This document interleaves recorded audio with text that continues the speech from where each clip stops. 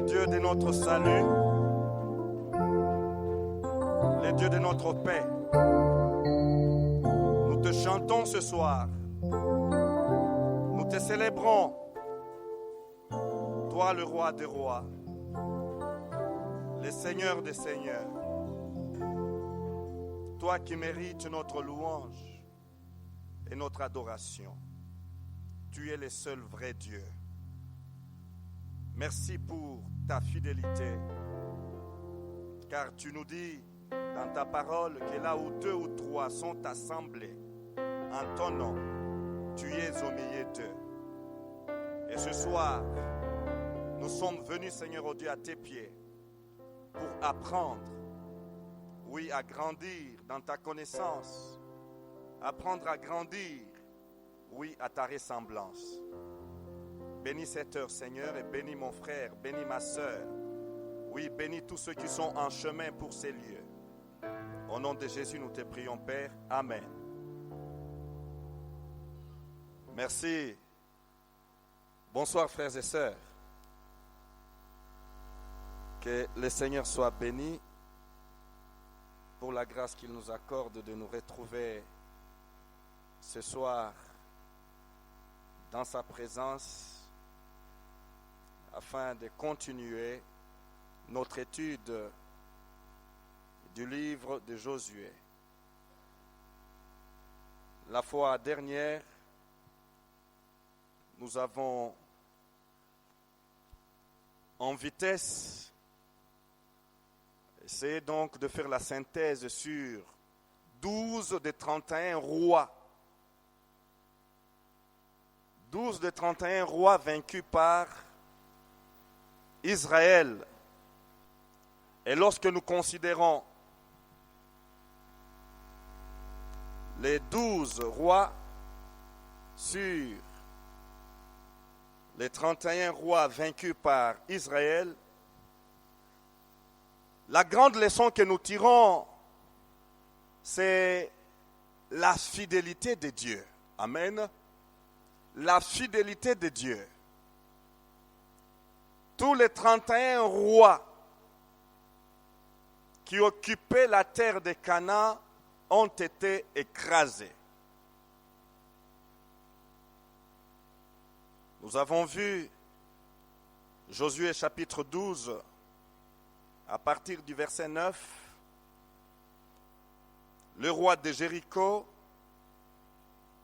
1, le roi d'Aï, près de Bethel, 1, le roi de Jérusalem, 1, le roi d'Hébron, 1, le roi de Jarmuth, 1, le roi de Lachis, 1, le roi d'Eglon, 1, le roi de Gézer, 1, le roi de Débir, 1, le roi de Guéder, 1, le roi de Horma, 1, le roi d'Arad, 1.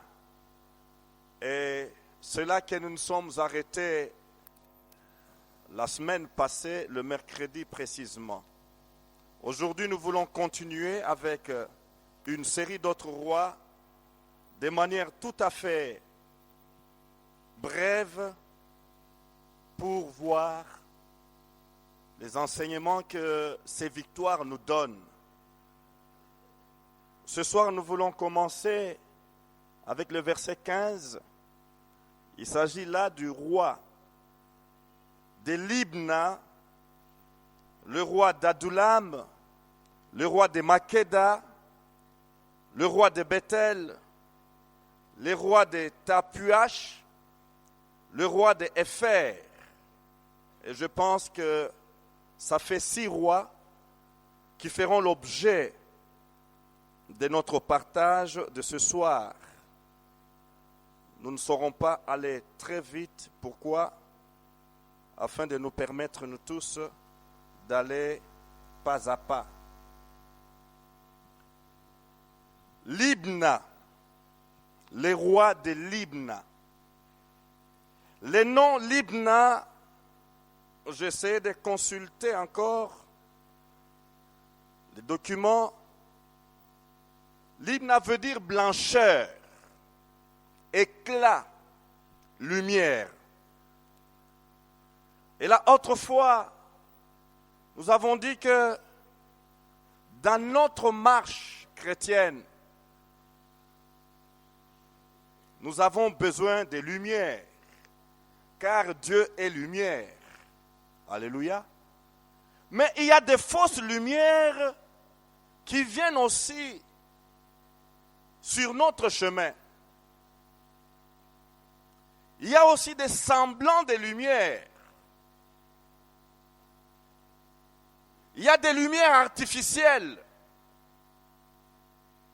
Et si nous ne faisons pas attention, ces fausses lumières, ces lumières apparentes, ces lumières artificielles risquent de nous dévier. Dans 2 Corinthiens, chapitre 11, verset 14,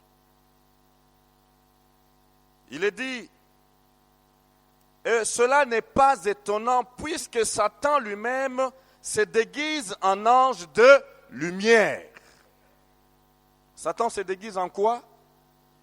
En ange de lumière. Satan connaît l'homme. Satan connaît l'enfant de Dieu, ce qu'il apprécie. Et pour cela, il ne viendra pas, je le répète, avec des cornes pour nous faire peur. Il ne viendra pas avec sa longue queue pour nous faire peur, mais il prendra la forme qui soit attrayante. Il prendra la forme que nous allons apprécier. Et c'est ainsi, cette version, ces versets, la version parole de vie dit, Satan lui-même fait semblant d'être un ange de lumière. Satan se transforme en ange de lumière parce qu'il sait que les enfants de Dieu, les chrétiens, aiment la lumière. Leur Dieu est lumière. En lui, il n'y a point de ténèbres. Et pour cela, qu'est-ce qu'il peut faire? C'est chercher à se camoufler, à se déguiser, à appliquer un peu de la mascarade, à se maquiller. Et aujourd'hui, il sait se maquiller. Frères et sœurs, sur notre chemin, nous allons rencontrer certaines réalités qui tenteront de nous éloigner de Dieu. Des pratiques apparemment propres, des pratiques apparemment normales, des pratiques que nous dirons, mais où est le mal dans ça? Où est le péché dans ça? Et nous risquons même de dire, mais tout le monde le fait. Des choses propres dont nous ne pouvons mesurer les conséquences néfastes. Derrière cette belle apparence, derrière cette lumière apparente, il s'y cache du venin mortel. Et c'est cela, ce que nous devons saisir de l'hymne.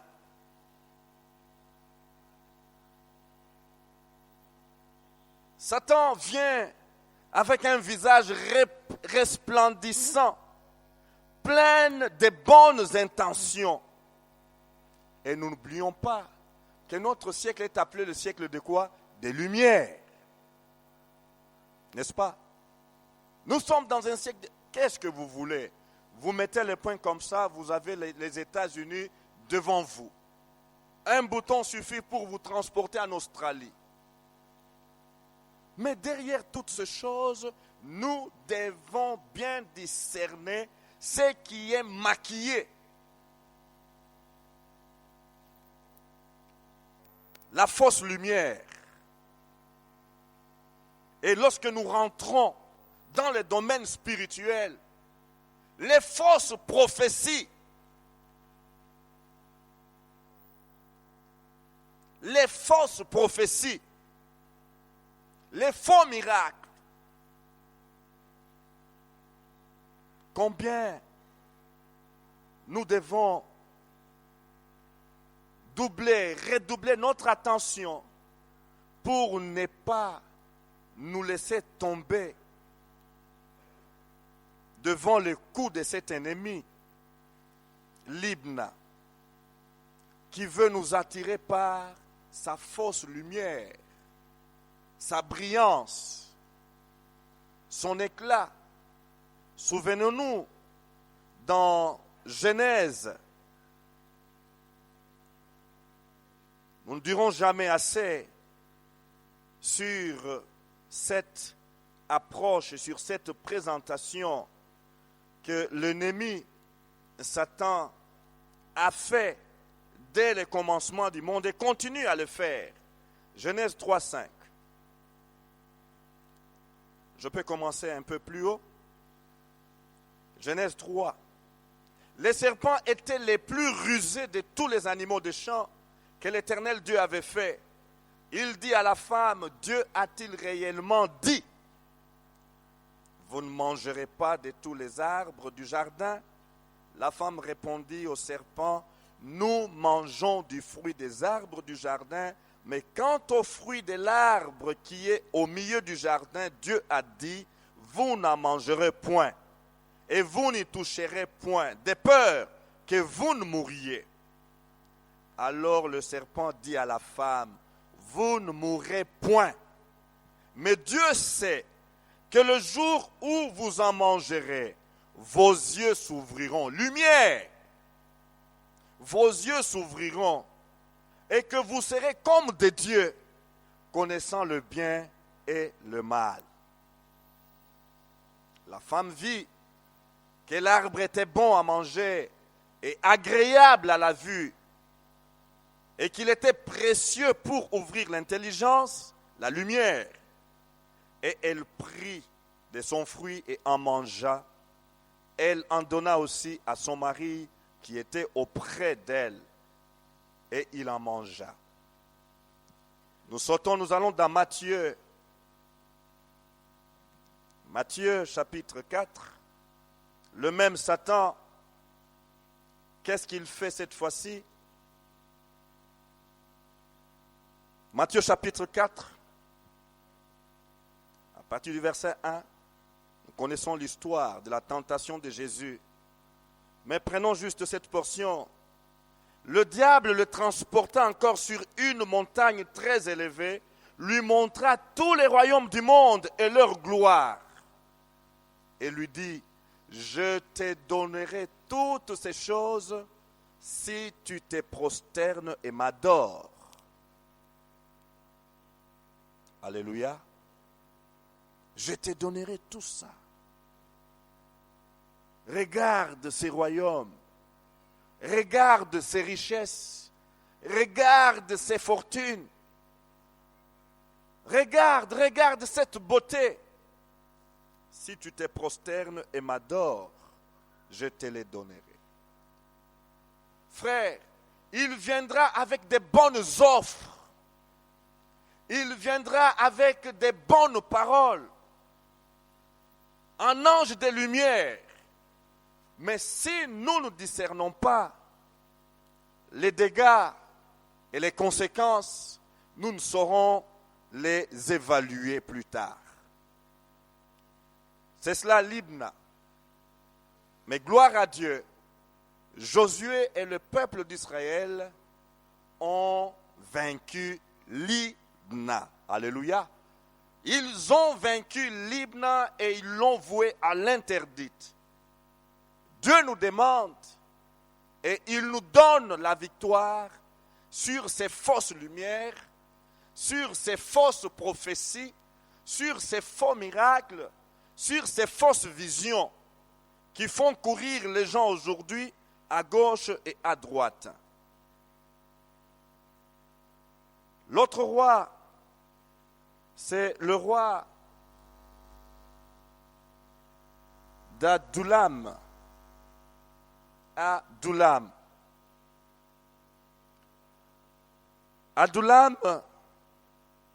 selon l'hébreu, nom qui veut dire justice du peuple, enclos. justice des hommes qui est opposée à la justice de Dieu. Que voyons-nous aujourd'hui, frères et sœurs? Dans notre monde aujourd'hui, que ne voyons-nous pas? Avec ce que l'homme a érigé aujourd'hui comme une divinité ou idole, les droits de l'homme. Le monde aujourd'hui ne jure que par le droit de l'homme. Les droits de l'homme interdisent ça, les droits de l'homme disent ceci, les droits de l'homme ordonnent, les droits de l'homme, les droits de l'homme, les droits de l'homme. Et voilà, sur notre chemin, nous allons rencontrer ce peuple. Nous allons rencontrer cet obstacle. La justice des hommes. Les droits de l'homme. Qu'allons-nous faire? Allons-nous prendre position pour la justice de Dieu? Ou bien nous allons dire, écoutez, je ne veux pas avoir de problème avec les droits de l'homme.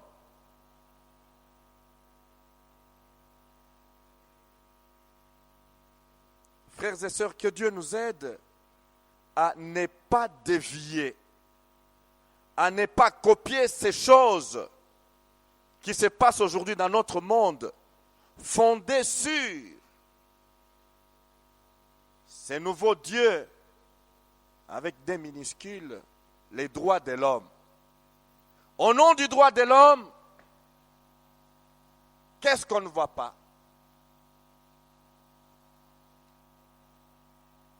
Je l'ai dit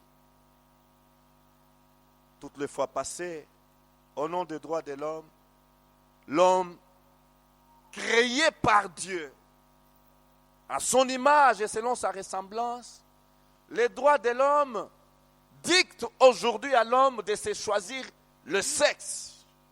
Les droits de l'homme. Les droits de l'homme dictent à l'homme aujourd'hui, oui, d'épouser qui il veut. Même sexe, ça ne dérange pas. Oui, les droits de l'homme le permettent. Quelle est notre position, nous, enfants de Dieu? Frères, nous avons le devoir et la mission de rester bibliques. Alléluia. Nous avons le devoir et la mission de rester bibliques dès le départ. Josué 1, verset 8 nous a dit que ce livre de la loi ne s'éloigne pas de ta bouche, mais dites-les nuit et jour afin d'observer tout ce qui est prescrit. Alléluia.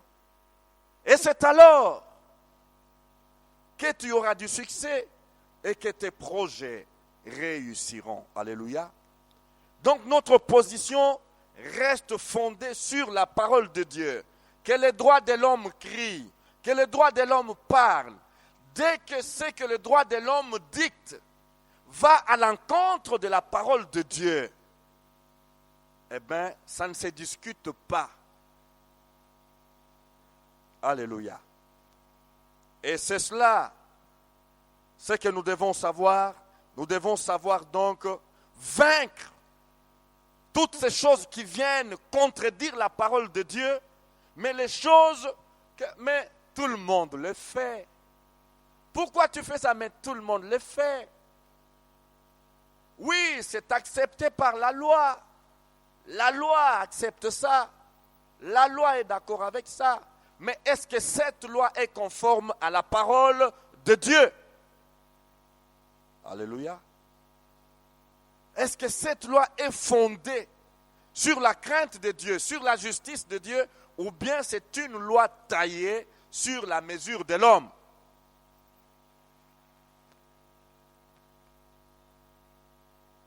Et aujourd'hui, toutes ces lois qui cherchent à satisfaire les désirs de l'homme, ce sont des lois qui ne sont pas légiférées par les enfants de Dieu, mais par les ennemis de Dieu et les ennemis de la foi chrétienne. Les gens dont leur Dieu est l'humanisme. L'homme est son propre Dieu soi-même. Je me fais comprendre. L'humanisme. Il n'y a pas de Dieu. C'est l'homme qui est lui-même son propre Dieu. Et on doit tout faire pour que l'homme satisfasse ses désirs. Rien ne doit l'empêcher. Nous ne sommes pas de cette doctrine-là. L'autre ville, c'est quoi? La ville Makeda. Makeda, le nom signifie ville de bergers, des éleveurs de troupeaux, des commerces de brebis, où s'effectuent les commerces des troupeaux, des brebis.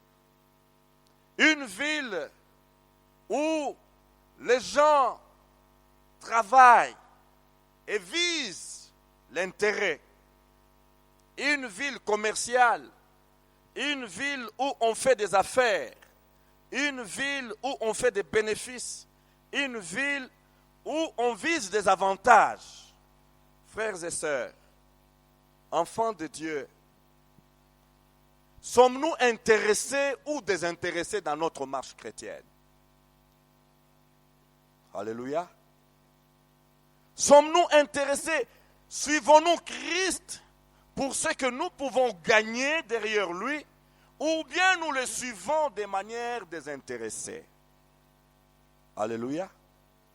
Pourquoi tant de petites églises aujourd'hui? Il est vrai que la Bible dit que dans les derniers jours, ne soyez pas étonnés. Mais quelle est la motivation derrière?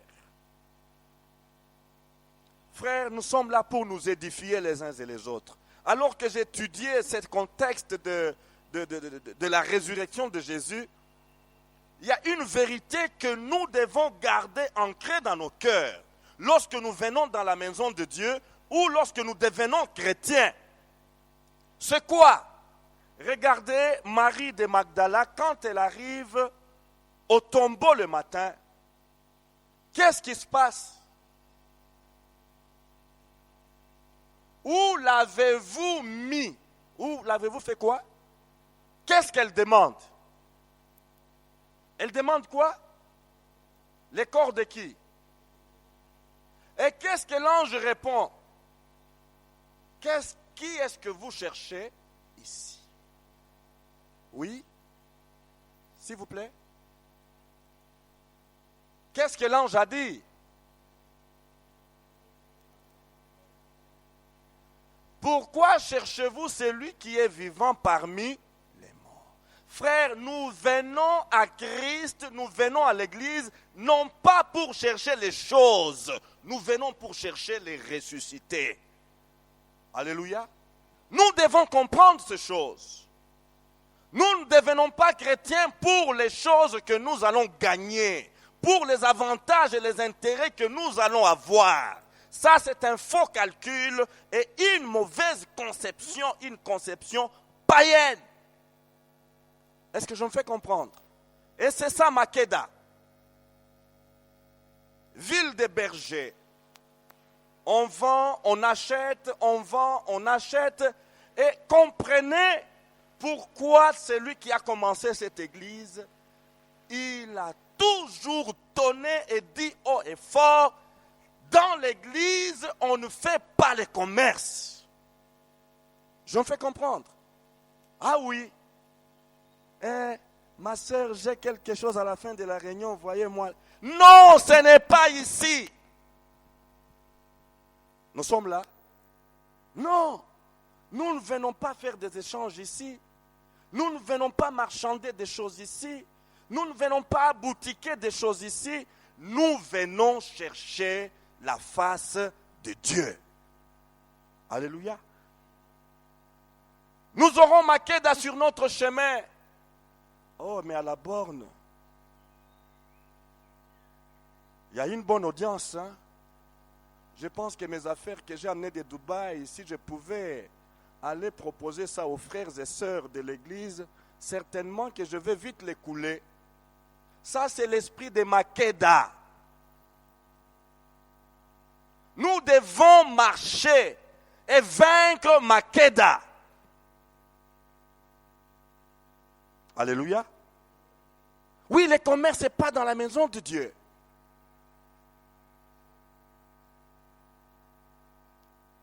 Le commerce n'est pas dans la maison de Dieu. Frère, il y a des gens qui ont fui cette église à cause des dettes. À cause des dettes. On a proposé ce que tu veux prendre, même en 3-4 mensualités. Oui, je vais payer en 4 mensualités. Premier mois, n'ayant. Deuxième mois, n'ayant. Troisième mois, paf, il change d'extension. Sans même demander la lettre de transfert. À qui la faute?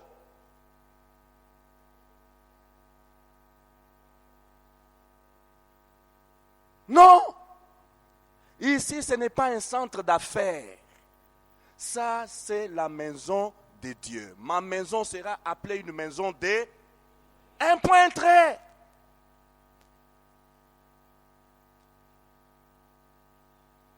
À la fin du culte, voyez-moi dans les jardins, j'ai quelque chose, ça va t'intéresser. Intérêt, non dans la maison de Dieu. Nous chassons la présence de Dieu avec cette façon de faire. Dans Philippiens, chapitre 2, verset 21, il est dit, la version parole vivante, car dans l'ensemble, chacun ne pense qu'à soi et s'inquiète de ses affaires personnelles au lieu des intérêts de Jésus-Christ. Vous comprenez ce constat?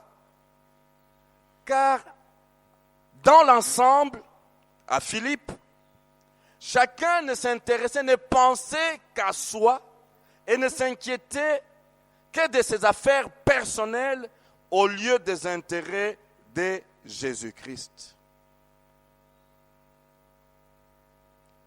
Voilà Makeda, ce qu'il représente aujourd'hui. Nous pouvons lire dans Exode 22.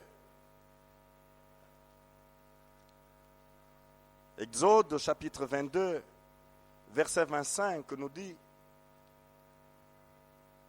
si tu prêtes de l'argent à mon peuple, au pauvre qui est avec toi, tu ne seras point à son égard comme un créancier, tu n'exigeras de lui point d'intérêt.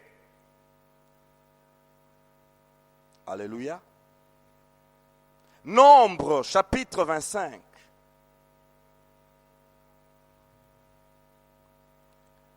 Nombre chapitre 25, verset 11 à 13, il est dit: Phiné, fils d'Éléazar, fils du sacrificateur Aaron, a détourné ma fureur de dessus les enfants d'Israël, parce qu'il a été animé de mon zèle au milieu d'eux. Et je n'ai point, dans ma colère, consumé les enfants d'Israël. C'est pourquoi tu diras que je traite avec lui une alliance de paix.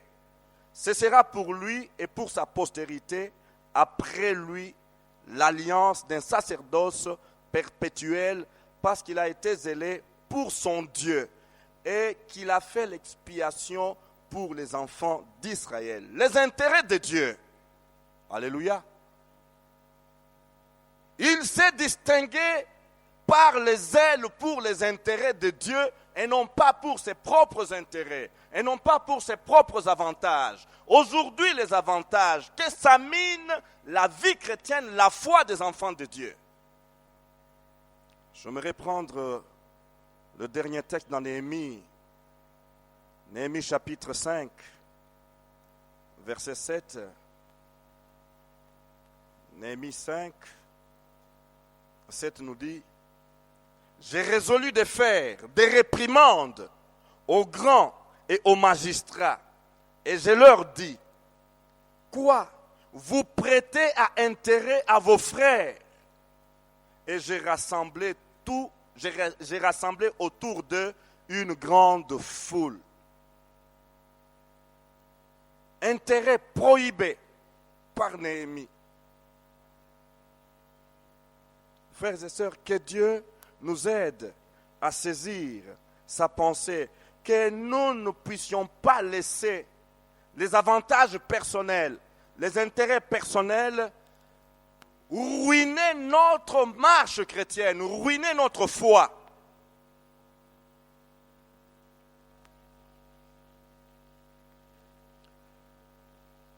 Il y a un témoignage qui m'a bouleversé en l'écoutant hier. Un jeune frère, tout jeune, il a terminé sa licence en économie avec brio. Il est engagé dans une banque de la place et il se distingue dans son travail. Et voilà qu'un jour, en plein exercice de ses fonctions, un client vient solliciter un crédit dans cette banque. Eh bien, le jeune frère étudie les dossiers, il traite les dossiers et le client est servi. Alléluia. Le client est servi une centaine de milliers de dollars. Il part, il se dit, mais qu'est-ce que je dois faire pour celui qui a tout, comment faire pour que j'aie ces crédits? Il revient à la banque le lendemain avec une somme de 3 000 $ dans l'enveloppe. Nous sommes là. Tu m'as rendu service, ça c'est pour toi. Le jeune homme lui dit, mais monsieur, je fais mon travail, je suis engagé pour ça et payé pour ça. Alléluia. 3 000 $ dans ce monde ici, à Kinshasa aujourd'hui. Un jeune homme qui commence son travail, il est encore dans sa première année de travail. 3 000 $ pour toi. Alléluia. C'est pour toi. Monsieur, je suis engagé pour étudier les dossiers des demandes de crédit et bien les traiter et bien décider, orienter la décision de mes patrons. Je fais le travail et c'est tout ce que je pouvais faire pour toi. Non, en tout cas, je ne peux pas partir comme ça, c'est pour toi ça. C'est pour moi, tu dis? Bon, voici ce que je vais te demander de faire. Va à travers la ville de Kinshasa. Cherche une église qui a des œuvres sociales pour les orphelins, pour patati, pour patata, et prends cet argent, va financer ces œuvres-là. Alléluia. Le frère a refusé de prendre un sou de ces 3 000 $. Et le monsieur est parti en train de se demander, mais est-ce que c'est un vivant ou bien c'est un mort celui-là?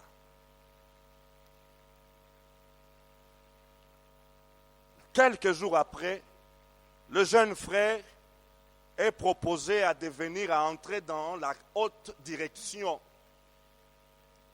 Vous comprenez? Là, dans cette banque-là, voilà, tes services sont vraiment impeccables, de qualité. Promotion. Ah, promotion, mais tu dois entrer dans notre loge. Le jeune homme dira, il n'est pas question, moi je suis chrétien, je préfère partir. Et le jeune homme partit. Alléluia. Je crois dans les champions de la foi. Alléluia. Je crois dans les champions de la foi. Et il y en a dans cette église. Alléluia. Et voilà, les jeunes hommes commencent, qui cherchent les dossiers dans les bras.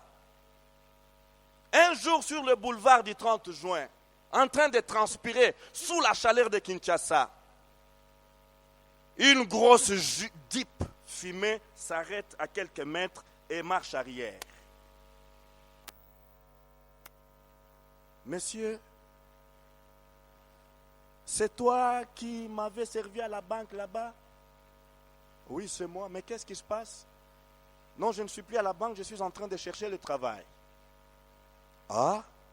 Avec ton intelligence là, tu cherches du travail? donne ton dossier. Le frère a remis le dossier. Une sélection avec les candidats PDG, patati patata, tout le monde se battait là-bas. Frère, il y a des champions. Ses frères est sorti, premier test, les meilleurs. Deuxième test, les meilleurs. Troisième test, les meilleurs. Quatrième test, les meilleurs. Alléluia. Au moment où nous parlons, il est jeune dans cette église, il balaye. Qu'est-ce qu'il fait comme ministère ici? Il balaye. Tu ne peux pas croire en celui que je parle là. Tu peux même le bousculer. Mais s'il te dit ce qu'il est, tu vas lui demander pardon. Alléluia. Arrêtons l'esprit de Makeda. Vainquons Makeda.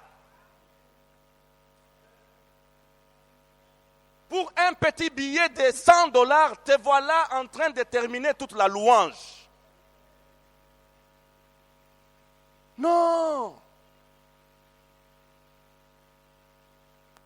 Non. Dieu a plus que cela. Alléluia. Dieu a plus que cela. Gardons notre tête sur nos épaules.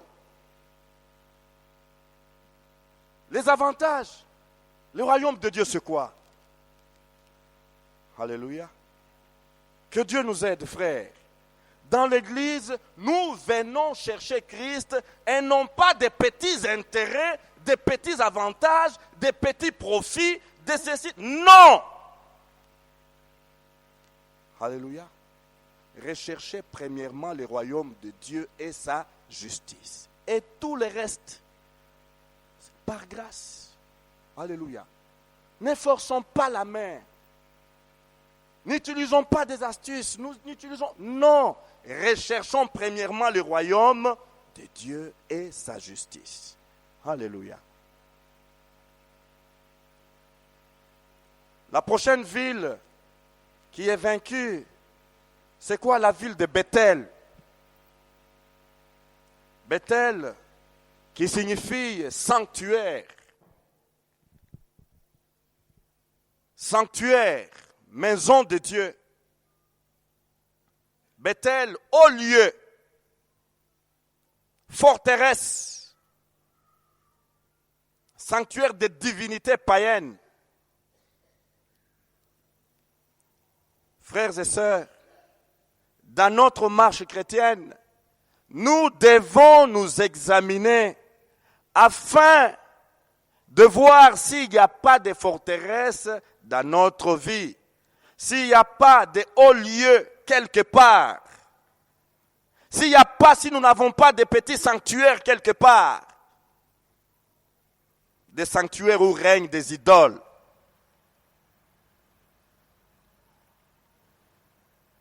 Nous devons être sensibles à ces choses, frères et sœurs.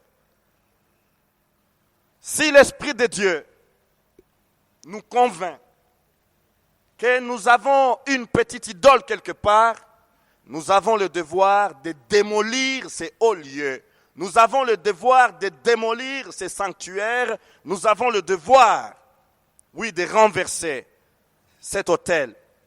Ésaïe 16, 12 dit: on voit Moab qui se fatigue sur les hauts lieux.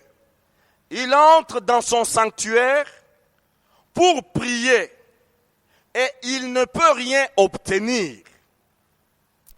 Comprenez ce que Moab fait.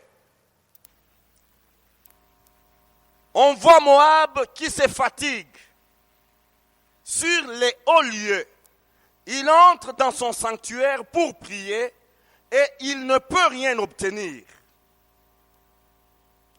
Apocalypse 21, 22 nous dit: je ne vis point de temple dans la ville, car le Seigneur Dieu Tout-Puissant est son temple ainsi que l'agneau. Amen. Frères, dans notre marche chrétienne, oui, nous sommes appelés à faire à tout moment l'analyse ou faire l'état des lieux pour prendre conscience si nous ne sommes pas laissés dévier par une idole ou une autre chose qui vienne nous accaparer,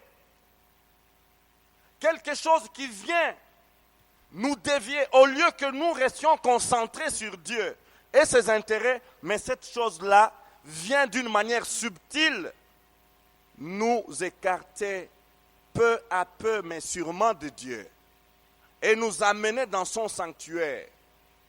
Ça peut être la télévision, ça peut être l'Internet, ça peut être notre propre travail, ça peut être nos affaires, ça peut être X, Y. Alléluia. Et nous devons avoir la victoire sur Bethel. Ces forteresses qui ne sont pas permises par Dieu. Et j'aimerais terminer avec cette autre ville. Le roi de Tapuach.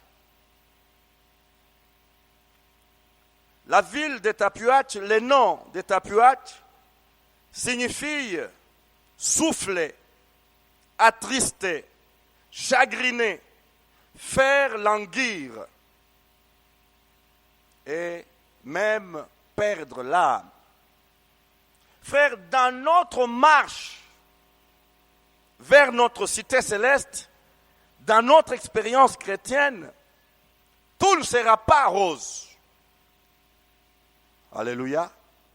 Tout ne sera pas rose, tout ne sera pas facilité.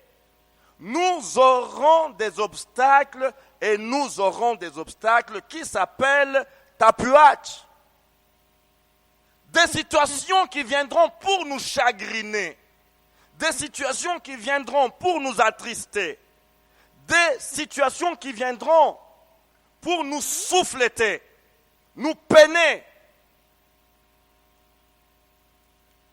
Alléluia. La tristesse, le chagrin, la souffrance intérieure. Il y a des situations qui viendront pour nous donner des chagrins.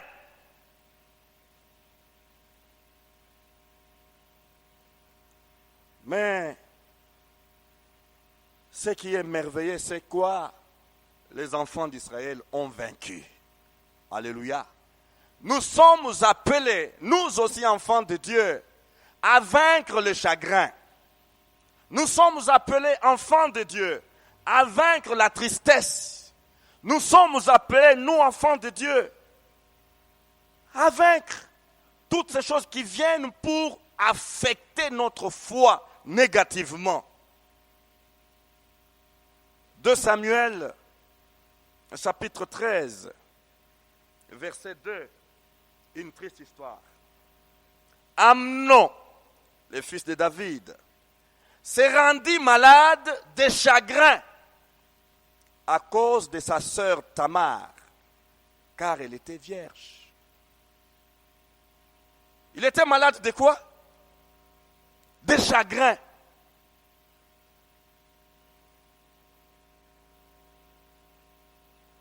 Que feras-tu le jour où tu seras malade de chagrin? Que feras-tu le jour où tu seras malade de tristesse, de peine? Amnon nous fait voir ici un cas, triste cas. Au lieu de lever la tête et de vaincre ce chagrin-là, Amnon est mort à cause de ses chagrins.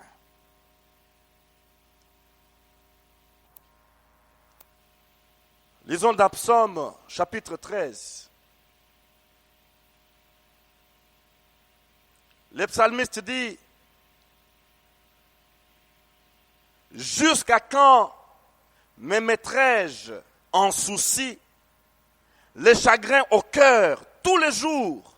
Jusqu'à quand mon ennemi aura-t-il le dessus? Le chagrin. Le chagrin. Le psaume 31, verset 9 dit: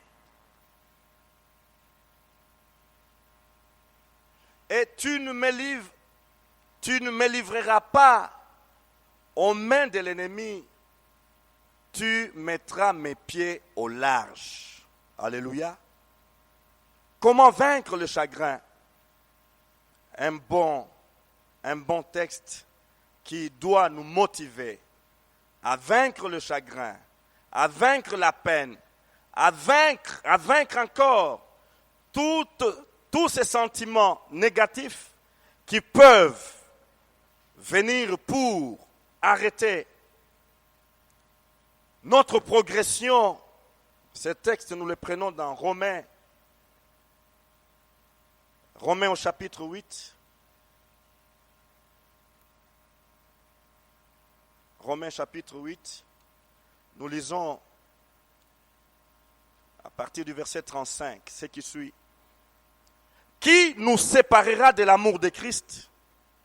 Sera-ce la tribulation ou l'angoisse, ou la persécution, ou la faim, ou la nudité, ou le péril, ou l'épée? Selon qu'il est écrit, c'est à cause de toi qu'on nous met à mort tous les jours, qu'on nous regarde comme des brebis destinées à la boucherie. Mais dans toutes ces choses, nous sommes plus que vainqueurs par celui qui nous a aimés. Amen. Car j'ai l'assurance que ni la mort, ni la vie, ni les anges, ni les dominations, ni les choses présentes, ni les choses à venir, ni les puissances, ni la hauteur, ni la profondeur, ni aucune autre créature ne pourra nous séparer de l'amour de Dieu manifesté en Jésus-Christ notre Seigneur. Alléluia. Comment vaincre Tapuach?